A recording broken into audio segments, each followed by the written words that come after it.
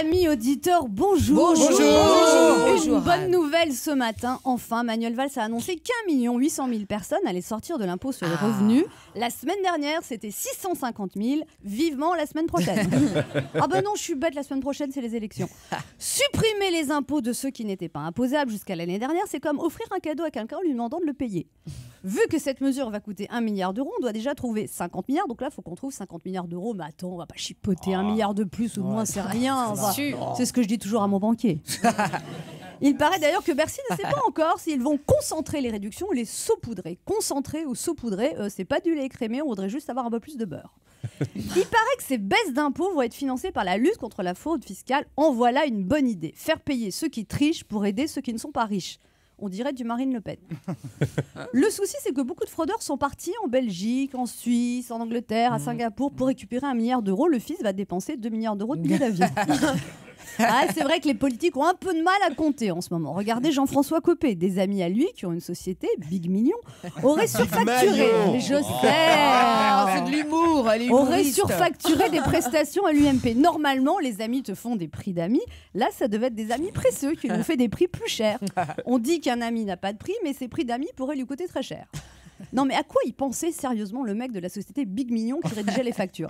Voilà, attends, là je mets 500 000 euros. Non, attends, 600 000. Non, 600 000 la soirée. Attends, il y a quand même 150 personnes. Hein. C'est de l'événementiel. Alors achat de parapluie, on va mettre combien? 30 000 euros de parapluie. Hein, on dira que c'est des parapluies de rat à leur fin. Oui, mais s'il pleut pas, bah t'as raison, vaut mieux prévoir, on va rajouter 50 000 euros de parasol.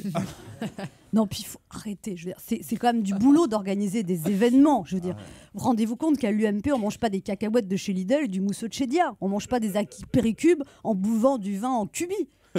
Copé, tu sens que c'est le mec qui connaît bien le prix des choses. Lui, quand il va faire ses courses, c'est chérie, je vais chercher le pain, tu me passes 300 euros.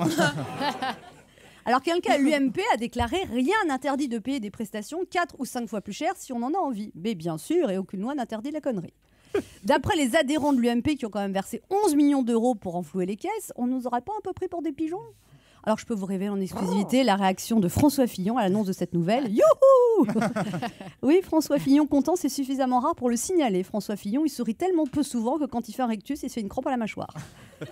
Sinon, la rentrée des classes a été repoussée d'une journée pour le plus grand bonheur des enseignants qui vont gagner donc 3 jours de vacances, et ça fait du souci aux parents qui vont devoir trouver quelqu'un pour garder les gosses le 1er septembre vu que les centres aérés seront fermés. Mais attendez, ça va, on peut pas faire plaisir à tout le monde, hein. Les Français, arrêtez de râler un peu s'il vous plaît. C'est vrai, c'est comme la réforme des rythmes scolaires. Les enfants sont fatigués, les parents sont énervés, les profs sont stressés, mais de quoi ils se plaignent? Au moins le soir, tout le monde dort bien. Pendant ce temps, à Cannes, les starlettes coiffées, maquillées, bijoutées et dénudées se pavanent sur le tapis rouge.